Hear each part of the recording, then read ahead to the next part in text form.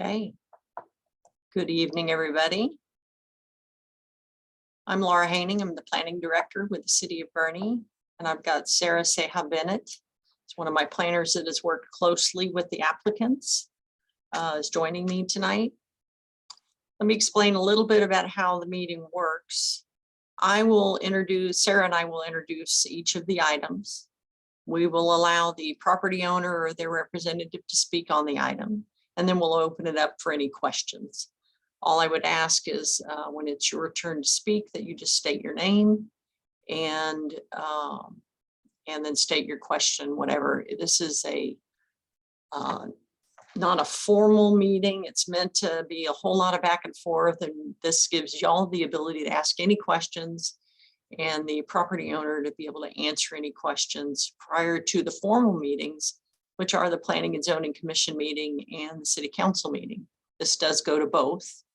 And I will tell you, I do see one council member on the meeting, but all of the Planning and Zoning Commissioners and all of the council members have an opportunity to watch these videos, and they do prior to consideration. So they will hear all your comments. And so this is a good way to advise them of kind of any of your concerns as well. So the first item on our agenda tonight, we're going to start with 176 Bentwood. All of these are special use permits required for short-term rentals. That's okay. For short-term rentals. Now, short-term rentals, another term for that is a B.O.N.D. And so these are anything that are leased for a short term under 30 days. Anything over 30 days, it just falls under our typical rental category. So anybody can rent their house. The city of Boerne doesn't have any criteria for long-term rentals. Specifically, anybody can own and rent a house, but a short-term rental is a little bit different. So we treat it differently, and special use permits kind of act like a zoning, so to speak. They go through the same process as a zoning. However, we're looking at some specific criteria as to, where their location, what their impact is on neighboring property owners. And it gives an opportunity for everybody to have, to express any concerns they might have and allow the property owner an opportunity to address that. So that's kind of what tonight is about. We'll get started with Bentwood. And I'm going to share my screen. Bear with me while I struggle through this. Hold on. Here we go. Everybody should be able to see my screen now. The property is located, this is just a general map for the city limits of Boerne, and it's located in the Bentwood subdivision. Let me zoom in a little bit. Here's a aerial. The property is at the corner of Bentwood and Deer Hollow. We do have some pictures of the property. Here you go. So the property owner, Sarah's been in close contact with them. The property owner is interested in just renting the upstairs that is above their garage. It's a 2-bedroom, 2-bath, like a small apartment. And the maximum people that are allowed to stay overnight are 4 people. As you can see, they've provided plenty of on-site parking for any individuals that would be renting this area. The property owner does live in the home. I'm going to open it up to if the property owner is on the line. Sarah, I don't know do you see them yet? Have they logged in? I haven't seen them, but they were aware of the meeting, and we discussed this when we had the application submitted. Okay.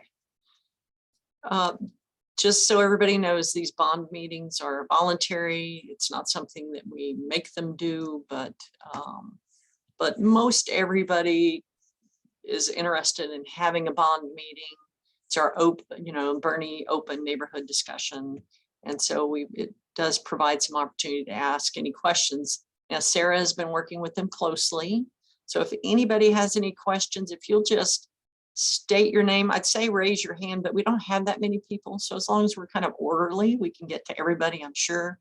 If you'll just state your name, ask your question. Sarah's been working with them pretty closely. We could talk about rules and regulations and answer any questions you may have. So just an information on the application from the short-term rental website. Their house can accommodate up to 4 people. There's 2 bedrooms, 2 baths. You're not allowed to have party, and that's part of the regulations, the requirements of the house. They have a separate entrance. You have a balcony. It doesn't directly connect to the house, but it affects whatever they are doing. So they are very careful with who's going to be there. They have kids in the house as well. So they don't even have space for big gatherings. So I don't think that's going to be necessarily a concern, but I understand the neighbors may have some. Now, Sarah, I know you had provided some pictures of what was on the website. Where are those available? Can you share those? Just a second, I'll open on my side and share them. I had it earlier, but I don't see it now.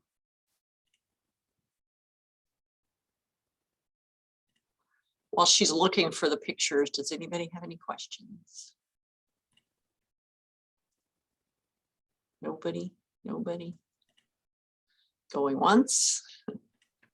I do want to share the pictures though. That'll give anybody that's online that wants to see that kind of an idea of what they're kind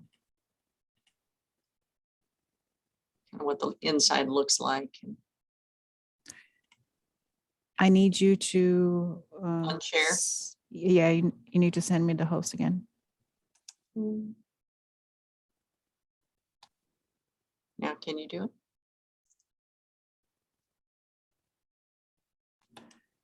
Yes. Oops. I'll take mine down.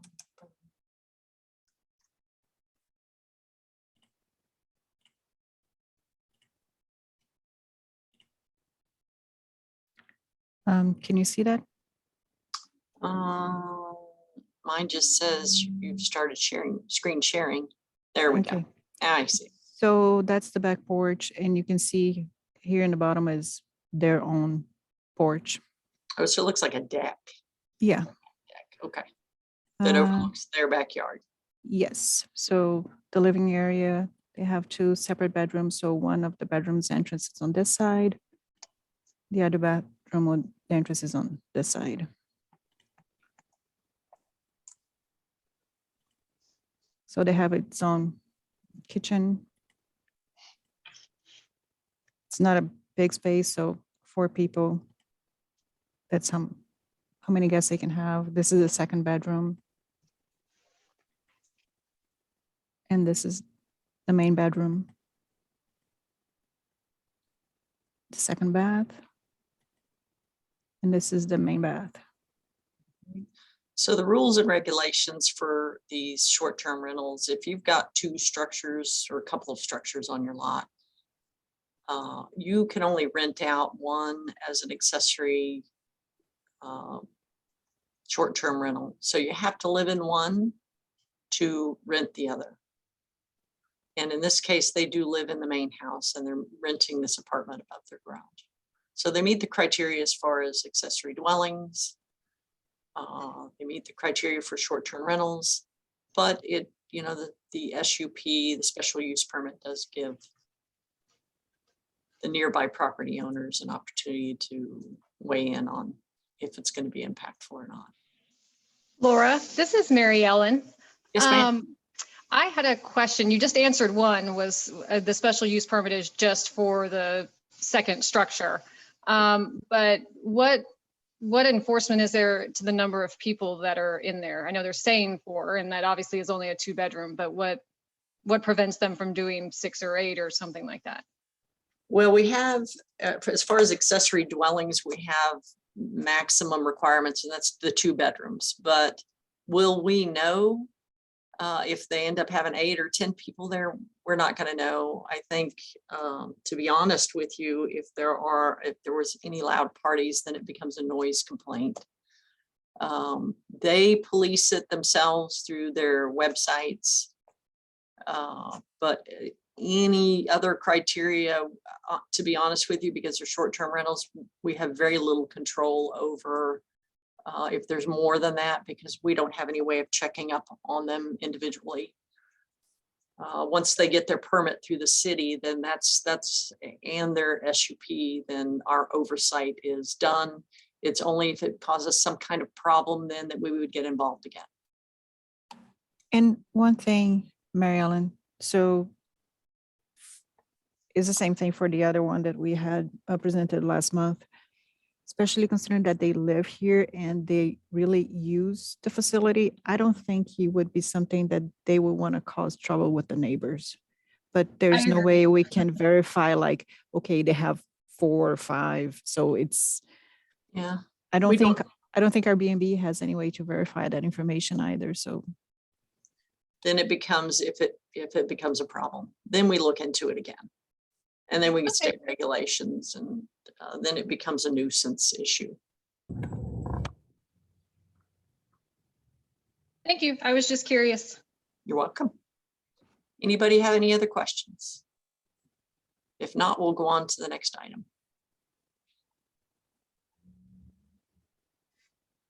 Great.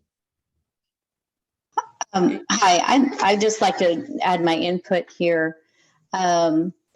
My husband and I have lived in Bentwood for about 16 years, and clearly, I mean, they did a great job. It's beautiful. But I do have a lot of concerns about allowing this. You know, traffic, noise, strangers. Yeah, I would hate to see this. And I think if you allow this one time, then it would open, you know, it to a lot more of this. And we do already have a lot of rentals in our neighborhood right now. So, but yeah, I just wanted to add my input on that. Thank you. You're Sharon? Sharon Sandage, yes. Thank you. And my husband is Toby. Great.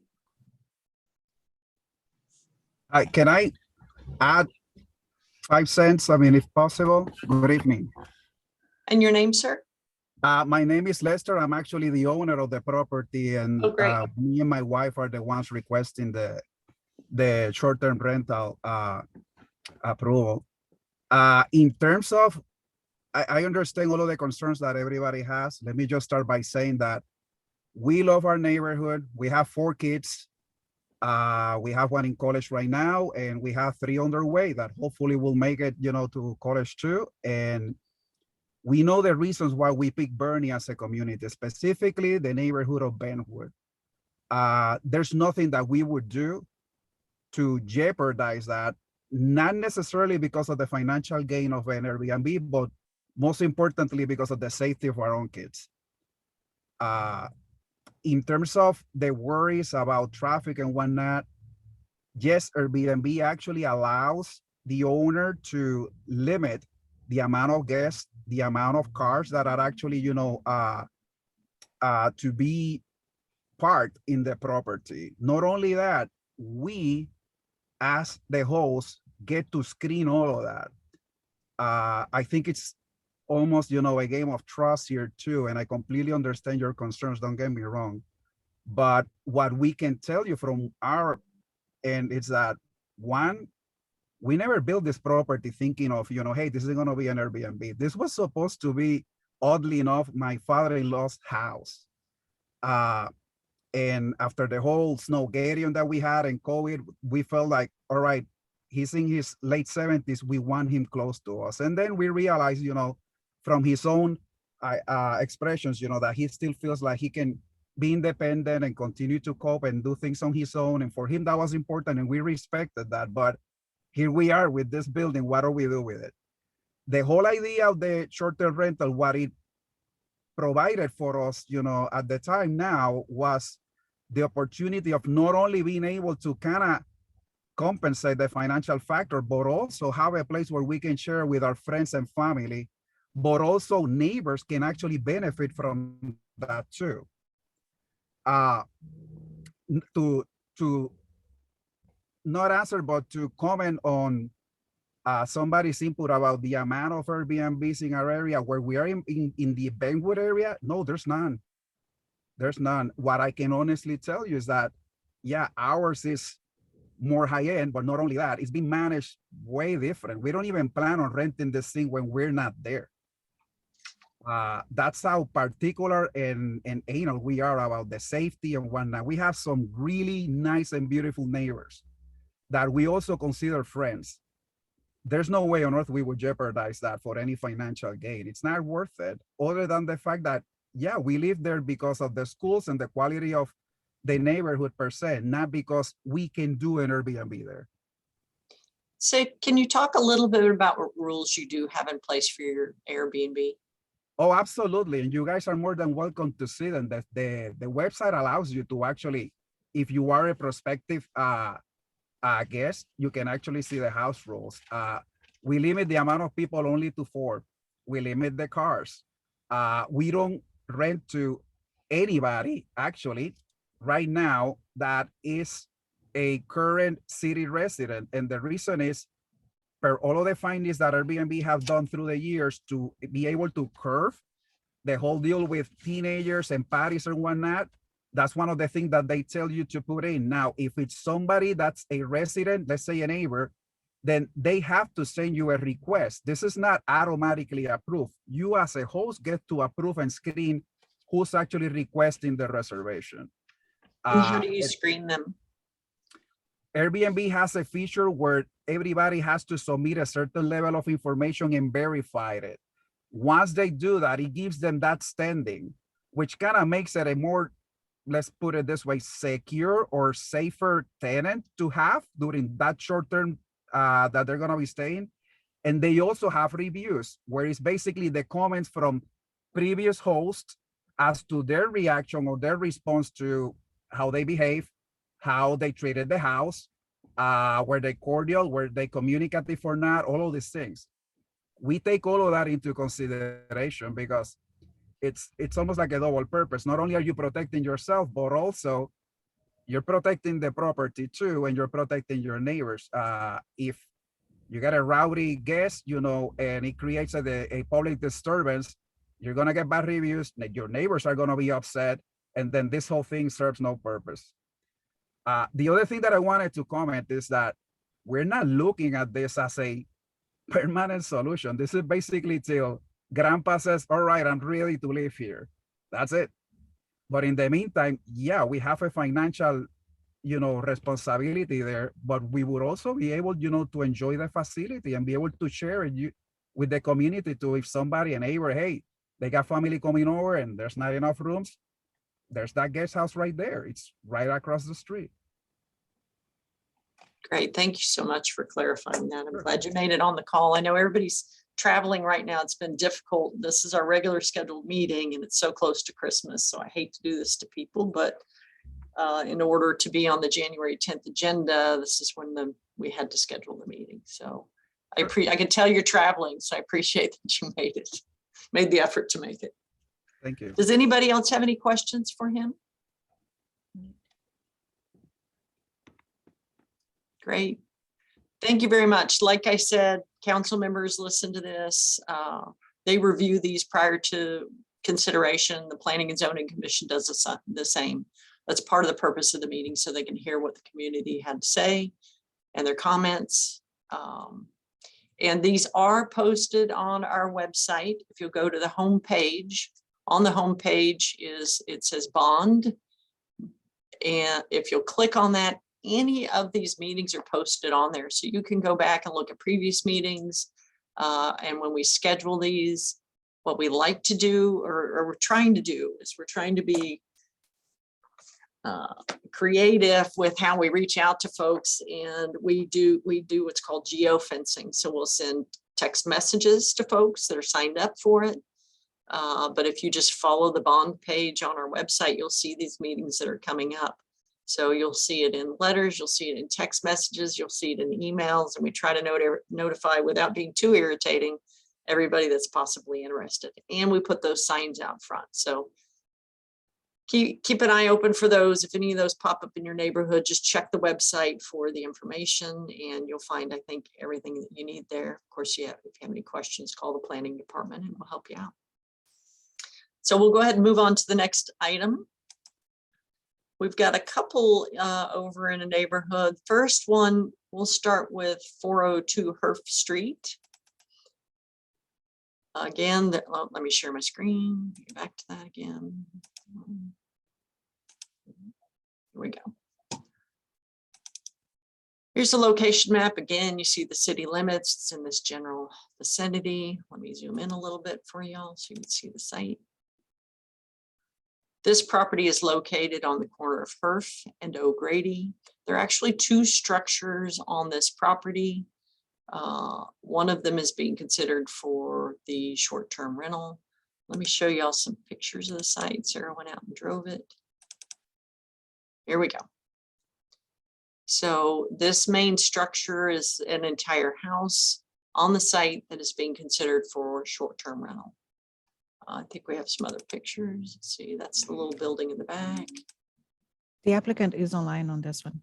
Great.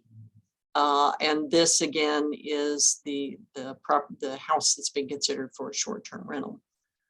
I'm going to allow the property owner to kind of talk about, if you kind of do like we did on the last one. I think most people are interested on what are your rules and regulations in place. So who is our property owner? Is that Derek? Yeah, so Yes, I'm applicant. representing the property. My name is Derek Munoz. I'd like to echo what the first homeowner said. I value this community. I was kind of adopted into the Boerne community via my wife. She is one of 7. She's grown up there. Her parents moved to Boerne about 25 years ago, and she is one of 7, and 6 of the 7 still reside, or 5 of the 7 still reside in Boerne.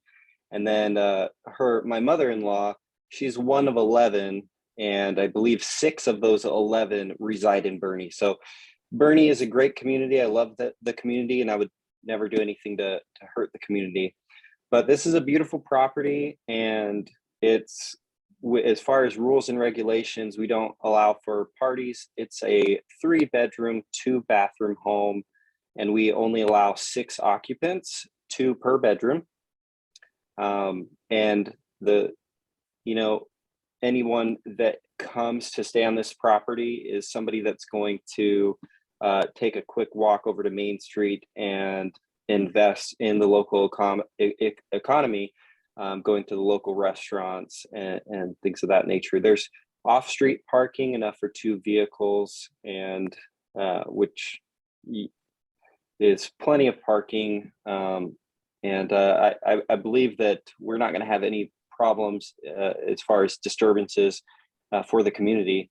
We don't allow for any parties, and while we don't live on site, if it makes community feel better, we can definitely, what I've done in other properties that I have in the San Antonio area is just insert a outdoor camera to monitor, to make sure that the number of occupants are arriving, that it matches with who's booked.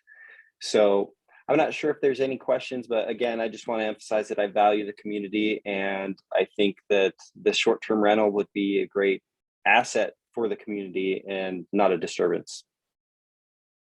Great, thank you so much. Does anybody have any questions?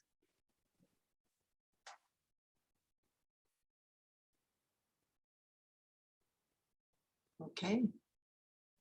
I will tell you that we had another property owner that used the outdoor camera, and that was kind of how he regulated the doorbell camera. That's kind of how he regulated how many people were coming and going. So it is a big, beautiful property, and we would be charging a premium. So, people that come to stay here are outstanding citizens that are going to keep up with the property, and they're not going to be trying to do anything they shouldn't be doing there. So I'm not too worried about that, but I can definitely add a camera to make sure that we can follow the guidelines that we have set on our listing. Great. Thank you, Sarah, for sharing. Beautiful place.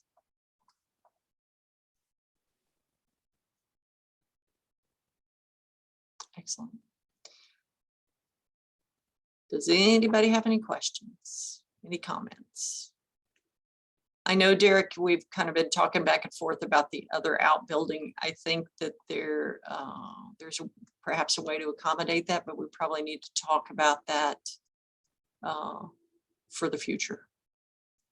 Sarah gave me a little bit of information about that other property, so we can move forward with that at another time. Great. Thank All right. you. Thank you so much. I appreciate it. We'll move on to the next item.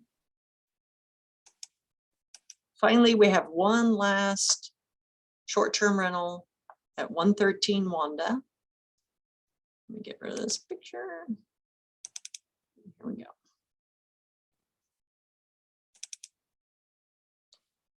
Again, the location of the property. You're not sharing it. Oh, I'm sorry. I think you booted me out. Yes, I did. Sorry. That's all right.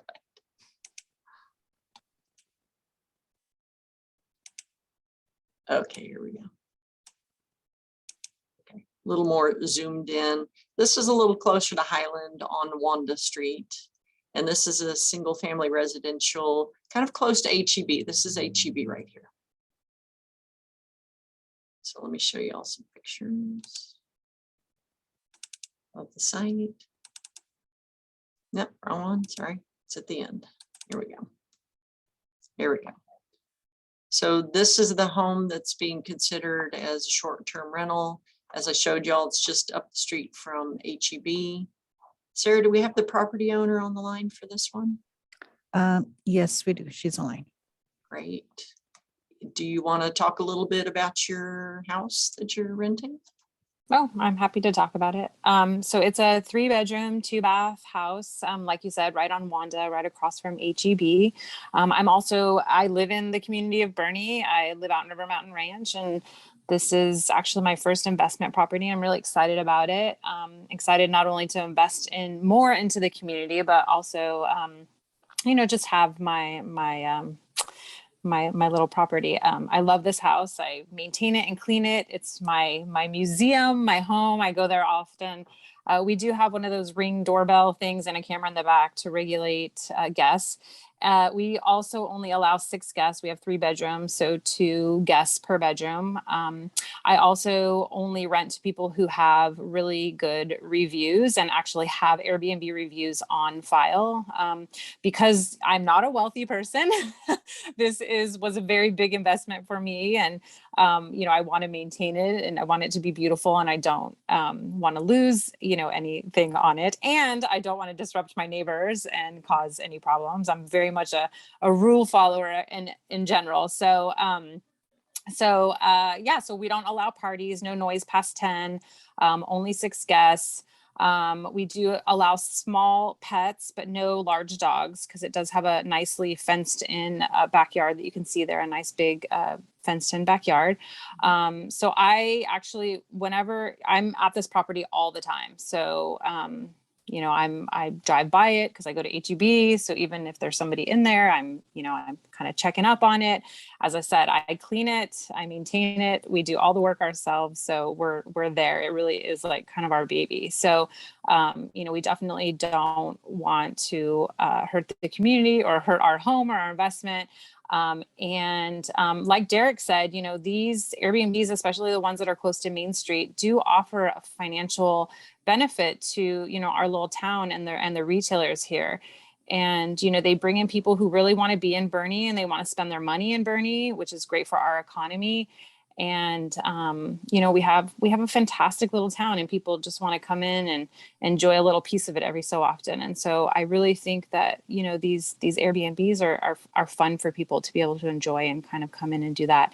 And as Derek said, I'm also one of those people that kind of charges a more of a premium. And so I think that kind of keeps out some of, the quote unquote riffraff. You kind of get the people in there that are going to respect your property. you know, if they can kind of come and afford to stay in Boerne and spend in Boerne and afford your nightly rate, then you're often not going to get people who are going to, you know, be disrespectful to the community or your home. So, yeah, so I screen everybody. I have rules posted everywhere. And yeah, that's it. Great. Thank you so much. Mhm. Does anybody have any questions for Lenore?